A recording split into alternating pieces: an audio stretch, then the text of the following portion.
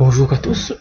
Euh, Dans les prochaines années, le secteur de la vape va changer radicalement, passant d'une entreprise d'un secteur un peu artisanal, un peu indépendant, un peu fragmenté, à une véritable consolidation des très gros acteurs, avec des techniques utilisées par les entreprises de vape, qui est similaire à celle de Big Tobacco.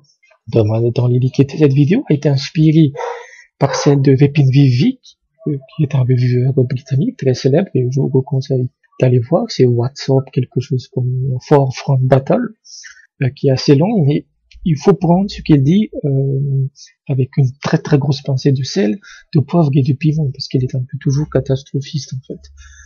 Il y a des choses à garder à l'esprit, c'est que en septembre 2019, Smoke a racheté Votofo.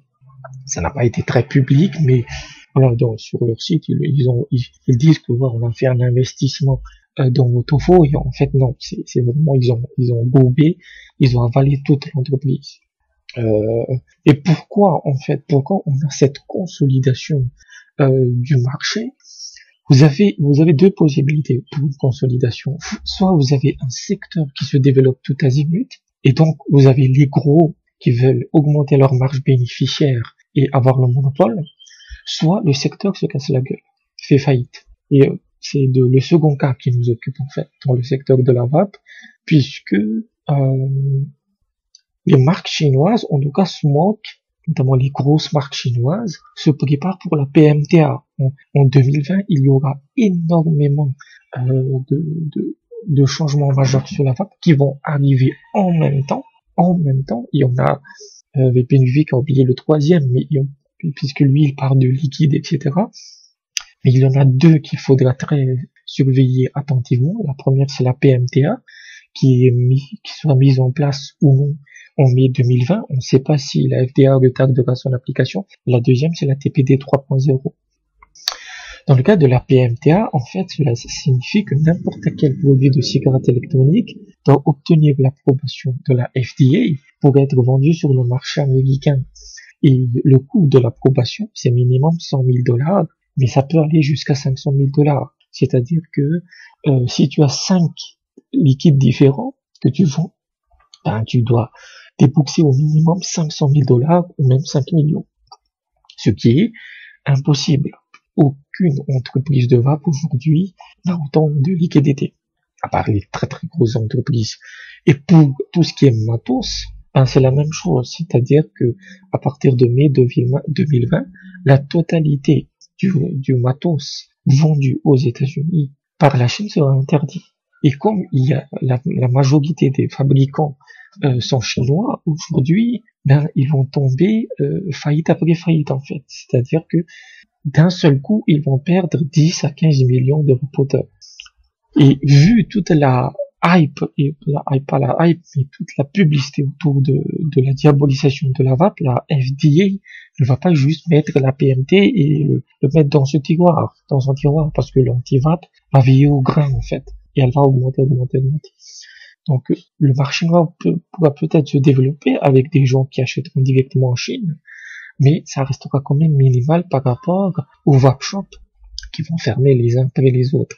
Aujourd'hui, on a plus de 2000 ou 2500 vape shops aux États-Unis qui ont fermé à cause des bannes successives dans les États. Donc, pour avoir cette approbation de la PMTA, donc avec l'argent nécessaire, il faut que les entreprises deviennent très puissantes. Donc, d'un côté, tu as le secteur qui se casse la gueule, et de l'autre côté, tu as une préparation pour une post-PMTA. Donc, Votofo a déjà racheté au FRF, qui fabrique le Gear ou le NextMesh. Votofo possède également Digiflavor, qui ne fabrique plus trop ces derniers temps, mais que j'apprécie puisque c'est le fabricant du Siren, qui est l'un des, sans doute, meilleurs gâteaux en MTL. Et maintenant, Votofo a été racheté par Smoke. Et vous allez avoir ce type de consolidation dans les mois à venir, en fait, surtout après janvier 2020, puisque fin janvier 2020 jusqu'au début février 2020, c'est le nouvel an chinois. Et c'est une occasion pour des entreprises soit de se lancer et de se fermer. Et avec la saturation du marché par les pods et les IO, euh, les entreprises chinoises en fait se retrouvent avec énormément d'invendus. On estime qu'il y aurait 500 000 exemplaires de pods qui prendraient la poussière, qui prennent la poussière dans les dépôts chinois en fait. Donc c'est aussi leur faute, hein, ils ont tout misé sur les pods et les IO, et puis voilà, ils ont dû plus investir sur les Kickstarter un peu plus conventionnels. Voilà, donc ça c'est la première consolidation et on va voir ça de plus en plus, puisqu'il y aura de plus en plus d'interdictions dans la vape en 2020. La TPD ne va pas vraiment changer, il n'y aura pas vraiment de changement digne de ce nom, puisque les Britanniques quittent l'Europe. Ils vont quitter l'Europe lorsque la TPD 3.0 sera votée. Les Français n'ont aucun poids en Europe et ce seront les Allemands, les cheleux qui vont décider. Et les Allemands, comme je l'ai dit, leur secteur de la vape, c'est de la vape très bourrine. Donc tout ce qui est limite sur les 10 ou 10 ml et 20 mg, ça va sans doute ça va sauter. Entre autres, mais il y aura sans doute des taxes. Donc voilà.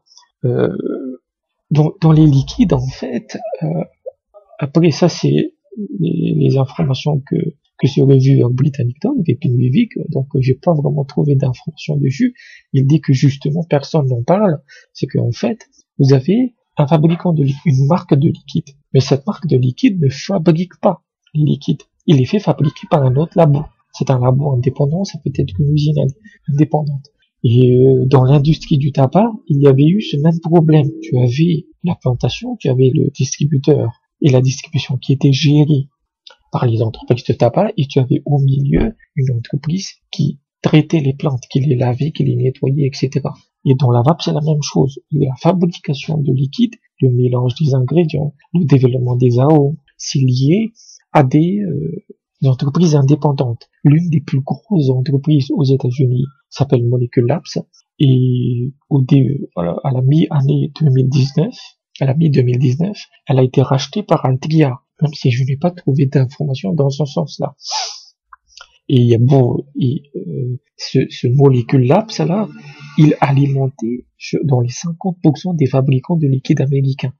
Voilà. Et donc, ce qui va se passer, c'est que ce type de consolidation dans les liquides va avoir lieu en France et en Europe, puisque tu auras soit des grosses entreprises de vape, ou peut-être Big Tobacco ou Big Pharma qui vont investir et racheter ces intermédiaires, ces labos. Et ensuite, qu'est-ce qu'ils vont faire? Les marques vont rester. À part tu as les grosses marques de liquide qui possèdent leur propre labo. Mais les marques vont rester, elles vont pas disparaître des étagères. Tu auras toujours les 20, 30, 40, 50 marques de liquide, mais elles appartiendront tous à la même entreprise. Et ça va nous poser un souci, c'est que quand tu as le monopole, c'est toi qui fixes les prix. Donc tu auras une entente sur les prix, et les prix, quand tu as un monopole sur les prix ne peuvent qu'augmenter. Les prix ne peuvent qu'augmenter. Et si tu combines ça avec ce que j'ai dit dans la dernière vidéo, qui a été très exagéré, mais une proposition de loi qui consiste à supprimer le DAI, ben, tu te retrouves avec une industrie de la vape prête à l'emploi, où on pourra absolument rien bricoler de notre côté pour faire baisser les prix. Donc, ce sont des champs. Il y a aussi la réunion de l'OMS en 2020 qui va détruire la vape, bien évidemment. Donc, 2020 sera une année charnière en fait, et on en verra les effets en termes de consolidation en 2021. Donc, c'est ça qu'il faut comprendre aujourd'hui, à partir de ce jour, c'est que l'industrie telle que vous la connaissez et l'industrie telle qu'on vous la vend, c'est-à-dire oui, les artistes indépendants, on est libre, tout ça c'est de la merde. Quand vous commencez à chercher dans les investisseurs des entreprises aujourd'hui en France, vous trouvez pas mal de saloperies. Parce que ça a déjà commencé, il y a une consolidation des secteurs de la vape. Donc voilà un peu ce que je voulais dire. Donc c'est ce qui arrivera dans les 2, peut-être 3 prochaines années, ce sera toujours mauvais pour le consommateur. Toujours. Parce que tu auras un monopole qui va se créer au fur et à mesure. Donc on a été baisé. Voilà. Donc merci et à bientôt.